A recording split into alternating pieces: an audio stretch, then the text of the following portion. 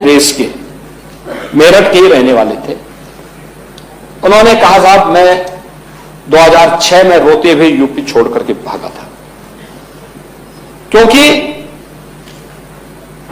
किसी को भी जाना, अपनी धरती को छोड़ना अच्छा नहीं लगता। और मुझे कभी अगर किसी कार्यक्रम में आना होता था, क्योंकि उनके परिवार के एक लड़के का अपहरण हो गया था, उन्होंने यूपी रातों रात छोड़ा था।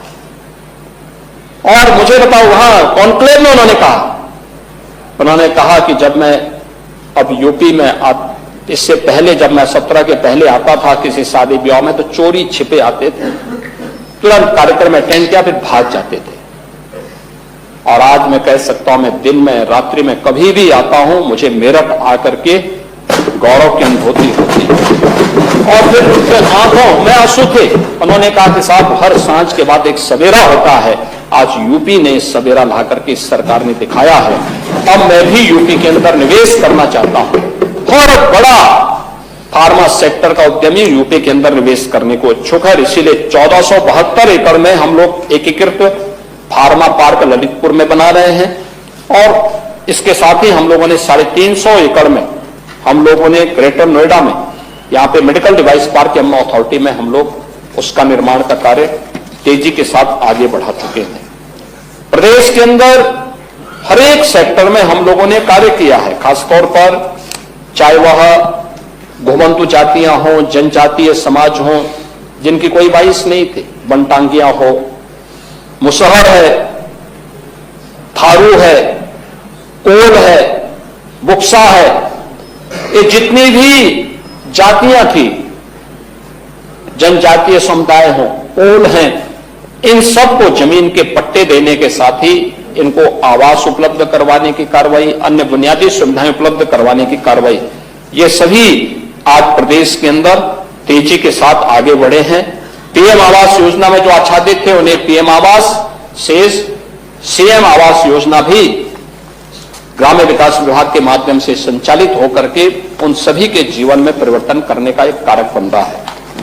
पिछले 9 वर्षों में सुरक्षा से समृद्धि और एम्पावरमेंट से एक्सीलेंस तक, यानी आत्मनिर्भर उद्यमी और नेतृत्वकारी नारी शक्ति की यात्रा को हम लोगों ने देखा है। आज महिला सुरक्षा के साथ साथ शिक्षा, कौशल और स्वरोजगार, स्वास्थ्य और नेतृत्व के स्तर पर महिलाओं की सशक्त भागीदारी, यह आज प्रदेश के अंदर देखने को मिल रही है। हम लोगों ने 9 लाख सरकारी नौकरी यूपी के नौजवानों को दी है। मुझे बताते हुए प्रसन्नता है कि इनमें 1,75,000 से अधिक केवल बेटियों को दिया है, उत्तर प्रदेश की बेटियों को। आज बीसी सखी हो, ड्रोन दीदी हो, सेल्फ हेल्प ग्रुप और लखपति दीदी का एक मजबूत इकोसिस्टम यूपी के पास है। मिशन शक्ति के 5 चरण संपन्न हुए हैं। महिला सुरक्षा, सम्मान और स्वावलंबन के साथ अब महिला श्रम बल में इसका परिणाम क्या है? 13% 2017 के पहले जो महिला श्रम बल या 13% थे, अब ये बढ़कर के 36% तक पहुंचा है और ये मजबूती के साथ आगे बढ़ा है। और इसका बड़ा प्रमाण और क्या नहीं, क्या हो सकता है कि पहले जो एक कहावत थी ना कि देख सपाई बिटिया घबराई, अब वह नहीं है। अब तो प्रदेश के अंदर हम देख सकते हैं कि नाइट शिफ्ट में भी महिलाएं प्रदेश के अंदर ऑफिसेज में और उद्योगों में काम कर रही हैं। अभी आदरणीय प्रधानमंत्री जी ने सी मार्ट की घोषणा यूनियन बजट में करवाई है। ये गांव की उन महिला स्वयंसेवी समूह के लिए जो स्थानीय स्तर पर कोई प्रोडक्ट बनाती है, उनके लिए एक प्लेटफॉर्म का काम करेगा। उत्तर प्रदेश इस योजना के साथ जोड़ने का इच्छुक है।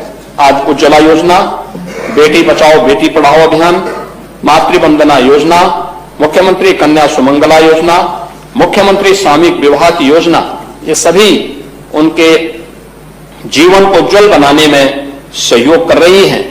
तो 1,06,00,000 से अधिक निराश्रित महिलाएं, वृद्धजन और दिव्यांग जनों को 12,000 रुपये सालाना पेंशन की सुविधा भी हम प्रदेश के अंदर उपलब्ध करवा रहे हैं। और हम लोगों ने इस बार के बजट में बहुत व्यवस्था की है कि इन सभी के पेंशन की इस राशि को बढ़ाने का काम सरकार करेगी।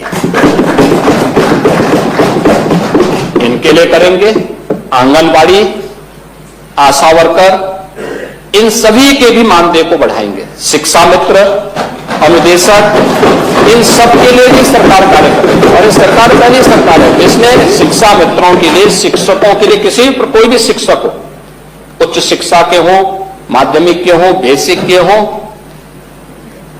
ये शिक्षा मित्र हो, अनुदेशक हो, इन सबको, शिक्षणोत्तर कर्मचारियों, इनको हम लोगों ने 5 लाख रुपए तक की कैशलेस स्वास्थ्य की सुविधा उपलब्ध करवाई। ये सभी को उपलब्ध करवा चुके हैं, 1 अप्रैल से लागू भी हो जाएगा। लेकिन आखिर पिछली सरकारें कर क्या रही थी? यहां 60 लाख से अधिक आवास ग्रामीण और शहरी क्षेत्र में उपलब्ध करवाए गए। पिक एंड चूज नहीं हुआ। गरीब गरीब है, हर जरूरतमंद को ये सुविधा मिलनी चाहिए। हमारे लिए सबका साथ और सबके विकास, प्रधानमंत्री जी का यह स्लोगन एक मंत्र के रूप में अंगीकार करते हुए हम लोगों ने हर जरूरतमंद को इन सुविधाओं के साथ जोड़ने का काम किया है। और अब सरकार इस बारे में भी कह रही है कि आगे भी विकास का यह मॉडल इसी रूप में आगे बढ़ेगा। हर जरूरतमंद को प्रदेश सरकार उसी रूप में आगे बढ़ाने का काम करे। जीरो पॉवर्टी के लक्ष्य को प्राप्त करने के दिशा में सरकार ने जो काम प्रारंभ किया है। हर जरूरतमंद को राशन कार्ड की सुविधा। याद करिए 2017 के पहले सबसे ज्यादा शिकायत आती थी राशन वितरण की। आज राशन वितरण की कोई समस्या नहीं, क्योंकि टेक्नोलॉजी का उपयोग किया गया है। आज प्रदेश के अंदर किसी भी स्तर पर गरीब को उसका हक प्राप्त हो रहा है। हम जब इसकी बात करते हैं, राजस्व से जुड़े हुए तमाम मामले आते हैं। पैमाइश का है, लैंड यूज का है, वरासत का है, नामांतरण का है। मुझे याद है 2017 के पहले 34 लाख मामले लंबित थे। हम लोगों ने राजस्व संहिता में व्यापक परिवर्तन किए और परिवर्तन करके इसको और आसान बनाया। और मुझे बताते हुए प्रसन्नता है कि महोदय पिछले 8.5 वर्ष के अंदर प्रदेश के अंदर राजस्व से संबंधित पैमाइश से, नामांतरण से, वरासत से जुड़े हुए जितने भी मामले थे, इन सब में 10 लाख नए मामले आए।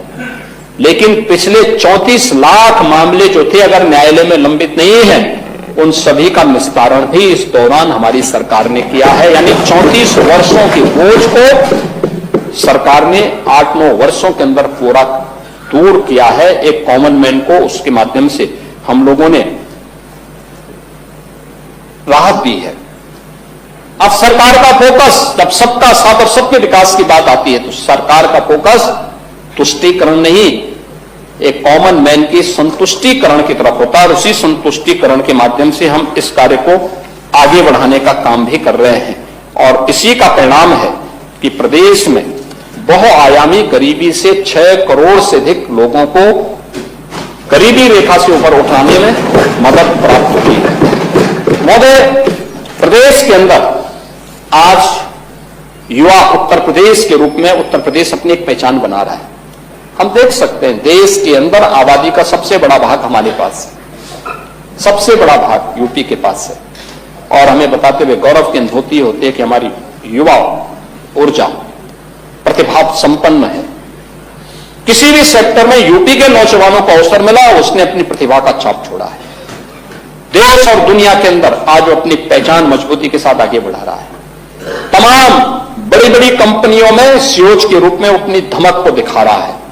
हर एक सेक्टर में उसने अपनी एक पहचान बनाई है। और उस पहचान को आगे बढ़ाने के लिए आज उत्तर प्रदेश के युवाओं के लिए, उत्तर प्रदेश में यानी 56 से 60% वर्कफोर्स है हमारे यहां यूथ की। ये कार्य कामकाजी है और उसको शिक्षा के साथ, कौशल विकास और तकनीक के साथ जोड़ने की कार्रवाई हो रही है। और इसके लिए artificial intelligence, digital technology, defence manufacturing, semiconductor और डाटा साइंस जैसे सेक्टर में भी हम लोगों ने तेजी के साथ इस कार्यक्रम को